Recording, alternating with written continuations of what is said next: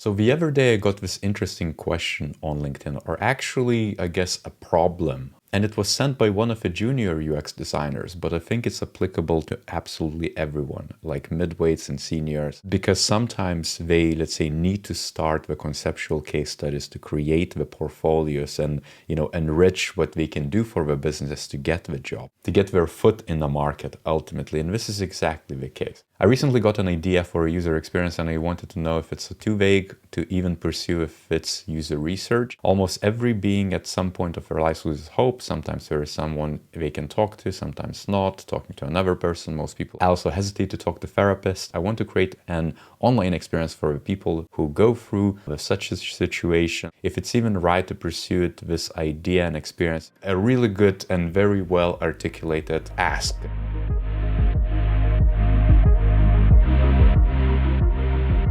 I get so many different reach outs on a lot of different channels, but be patient if you want my response. Again, be very succinct and frame it right so it's easy for me to understand and reply to you quickly. But there's even better way to get my feedback, which is Discord Design Squad community. Whoever mentions me there definitely gets a reply from me. But also there's so many other members, experiences and backgrounds and seniorities that it's just like, why would you even try to solve the challenge yourself when you can get mentorship and advice and coaching from other professionals out there? Just do it, join it. Anyhow, going back to the point, the issue with a lot of these case studies, and I guess this type of work, web conceptual case studies, is that one, you need to first and foremost separate the conceptual from the commercial. A lot of juniors cannot get in because there's that mark of 3 years of experience or commercial experience in the market, and you need to get experience to get more experience, right? A ridiculous setup, but that is because a lot of the people come with the conceptual case studies.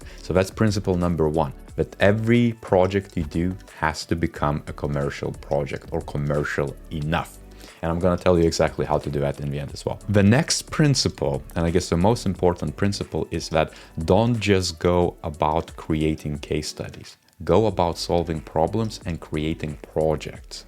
The case study is gonna follow. I already made a video where I compared case studies which were made with the goal to create a case study and a portfolio case as way more glossy than the actual project, and hiring managers can tell. So you must focus on the project itself, not the case study. Case study is gonna follow. If you document it along the way, the case study is just gonna be like an easy way to pull up a story and tell it. And you can have a lot of videos and tutorials and watch my reviews, read my book.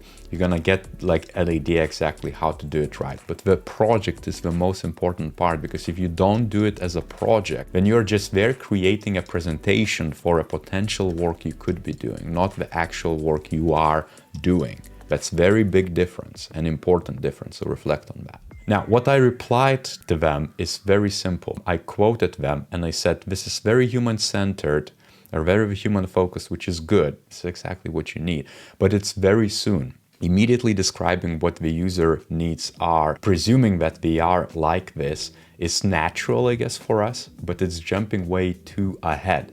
It's jumping over that commercial side and commercial business needs and immediately jumping to the human bits and bobs and things of that nature. And it could apply to a lot of industries and fields, let's say sustainable futures, or maybe you want to create some sort of human-centered solutions, but chances are they're not going to be as strong as something commercial. And that's what I say. You can shortcut this by making this project real enough, and that's why you should base it on real-world challenges, opportunities, and commercial variables. There is a lot of spelling mistakes, I can tell, but also I was rushing it. I replied it in 2 minutes, literally, just wrote it down on my phone, and then kind of reflected, oh, I maybe should make a video because it might be useful to some other people. What are the business goals here? They kind of reflected, okay, I'm gonna create an app for people who are, let's say, depressed. I know immediately that there is a lot of competition out there. This is something you can kind of even park that hypothesis, which is the human-centered needs, which you know there are, and then go out there and do more research about the business side. Almost presume, maybe put entrepreneur's hat and say, well, if I would be to create a business today, what do I need to figure out? I need to figure out what are the business objectives. Am I gonna need to create a new product and infiltrate an existing market in North America, let's say? That could be your objective. Then your research would follow, and you need to research the market for the North America, the competition. How are you gonna measure the success itself? Why now? Why in 2023 there is a need for that tool? Why didn't it happen before? Reflecting on that, kind of putting a rough, I guess, business canvas in a way, or maybe just even using a business canvas to start with could help. But you need to then kind of put on the hat and act as a commercial party, because nobody's hiring you to do this, right? So you need to act as a business owner plus UX designer. You don't have to do it fully. You could, of course, you could make that product and launch it and test it. That's even better, but it could take you years to get to the market because it's so hard. You're not gonna need developer resource and things of that nature. But act as an entrepreneur, at least, who's someone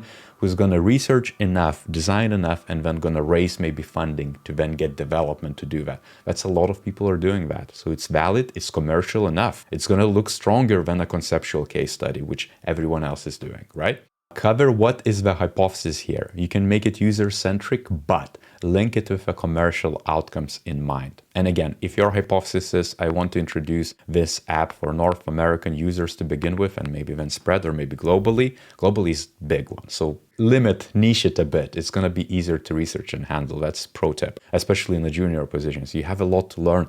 So don't go overboard creating rockets, basically, or, these amazing features. Then reality is you need to kind of start very small, which you can handle and do justice. So let's say if it's North American market, and you're going to target those users, you now need to figure out exactly what, with the research you have so far, you need to learn more and use that hypothesis to inform your research methods. Surveys, interviews for sure, competitive analysis, and all that would be bread and butter, but we have to be focused enough. And so don't just jump making random questions. Focus it on a business commercial outcomes and documenting that. Then your actual process and project is going to be strong. What are the risks? Basically saying exactly why would it fall through? Is it a commercial risk for you to gamble?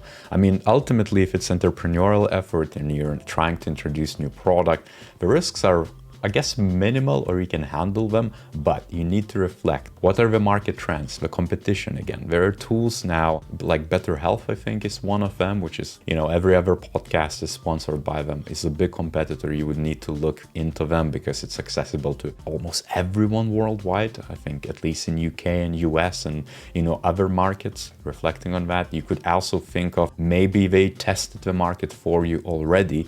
Therefore, you can either make a redesign or make a competitor to them, or bring the same thing into a different market. Because let's say in India, you have India of Uber, or in India of, let's say, Just Eat, or things of that nature, where they took the markets which were tested for them, the supply, the infrastructure, the operation models, everything, and they could just replicate within the local markets. As long as you don't infringe on IP or patents and things of that nature, you can do whatever you want. So reflect on the competition. That's why it's so important from a business side. Why do you default to web app, etc. solution as compared to others? Again, competition is going to matter here, but also because we know what we know and nothing else, basically. I would reflect that maybe an app could be a starter, but think if there's any other technologies which you could use, but that has to be uncovered by your research and the ideations. If you are alone doing this, it's going to be quite hard to ideate, but again, your research could inform different channels. Maybe it's groundbreaking experience of VR-based therapy, group therapy, or individual therapy. Maybe it's a very multimedia-based experience where it's not just talking to a person, but something which is going to take you on a journey and help you meditate. Like a lot of ways to solve these challenges, but you need to target the right problem and frame it well. Again, check my video on problem framing. At least I created one of them. It's going to help you out to pick the right problem and then make a project out of it. What research do you need to be sure you design it right? How are you going to be sure about it? What do you need to find out? What insights are going to make it real enough and tie it to the commercial setting? Again, a lot of people think that user research is there just to reflect on what users need or like, what their usability, delight, and every other factor is like. But there is also efficiency gains. There's also things like savings. There's also things like growth, things like adoption of the actual product, and things of that nature, which you can literally hit with your research and find out what success could look like and reflect on it, and then design it and then test it and see if you matched it or not, learn from it, make changes, iterate, and that's how you do it basically. So now you have a project, and once you have a project, you can document it, and then you're going to come up with your case study.